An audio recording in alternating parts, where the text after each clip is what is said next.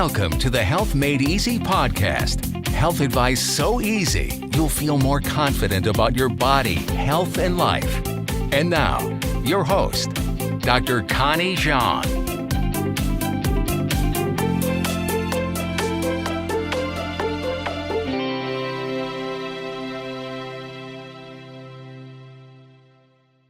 Hi, Dr. Connie here. I came across a recent New York Times article all about hormones and antibiotic use in animals. And it's common knowledge that the use of antibiotics can help animals grow fatter and faster. And time and weight translates to money. And for many years, ranchers used antibiotics not for treating infections, but also promoting growth so that animals can be ready for the slaughterhouse faster. It takes 27 months to get the meats to the market without antibiotics versus only 13 months for those cows pumped full of antibiotics. And in 2017, the FDA, which is the Food and Drug Administration, enacted rules banning the use of human antibiotics purely for the growth in animals. And the FDA enacted the restrictions out of growing concern about the breeding antibiotic-resistant bacteria from antibacterial overuse.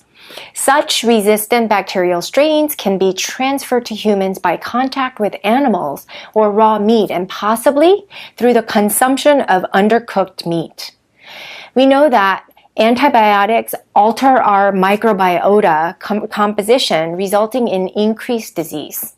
And according to the CDC, more than 400,000 U.S. residents become ill with infections caused by antibiotic-resistant foodborne bacteria each year, with about 1 in 5 resistant infections caused by germs from food and animals. This is a great public health concern because such antibiotic-resistant animals are potentially harmful to humans. Such pathogens are easily transmitted via food chains and widely spread into the environment through animal wastes as well.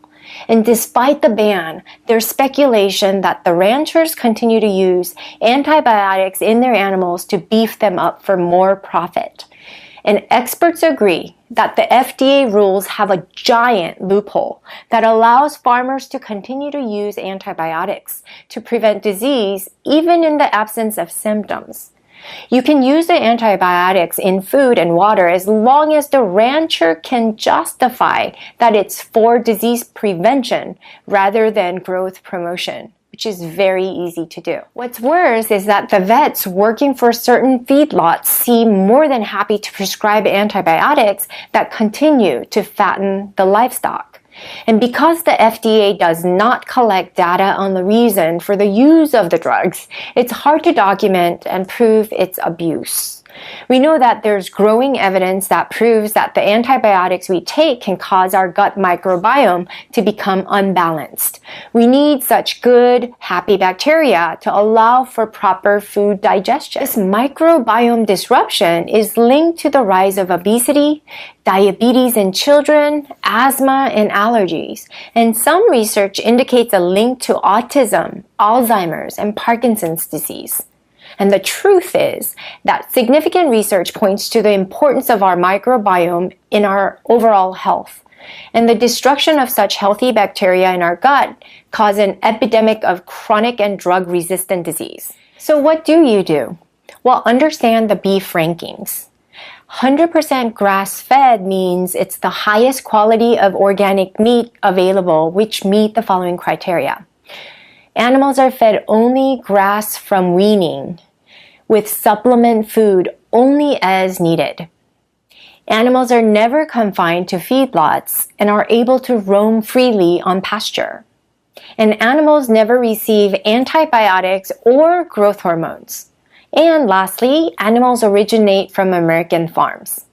Number 2 is grass-fed. Cattle have the ability to graze for food, but are also provided with supplemental alternatives. They also have to be fed grain the last 2 to 3 months of life before slaughter. Number 3 is simple organic. Cattle were raised with strict regulations and annual verification of standards set forth by the USDA official, including born and raised on certified organic pasture. Number 2, not confined to a feedlot, but must have unrestricted access to naturally graze outdoors. Number 3 is sanitary conditions must be maintained.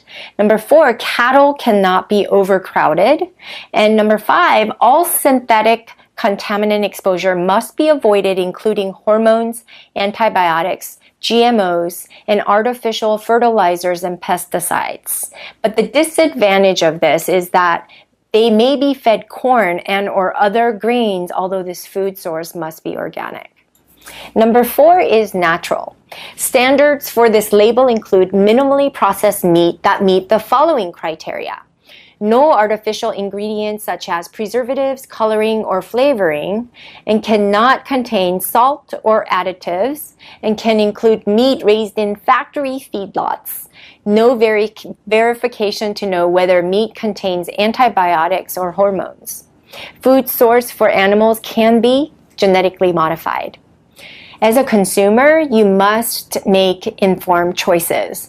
While it's very difficult to stay 100% grass-fed, I highly recommend at least the organic. Not only do the conventionally raised animals contain lower amounts of omega-3 fatty acids, they can pose a threat to our microbiome, leading to a milieu of other potential diseases. If you enjoyed this blog, please share with anyone who may be interested, and subscribe to our podcast and YouTube channel, and like our Facebook pages, Lupus Rebel and Alkaline Wellness, to stay in the loop. And I'll see you next time. Thanks for listening to the Health Made Easy podcast. www.drconniejean.com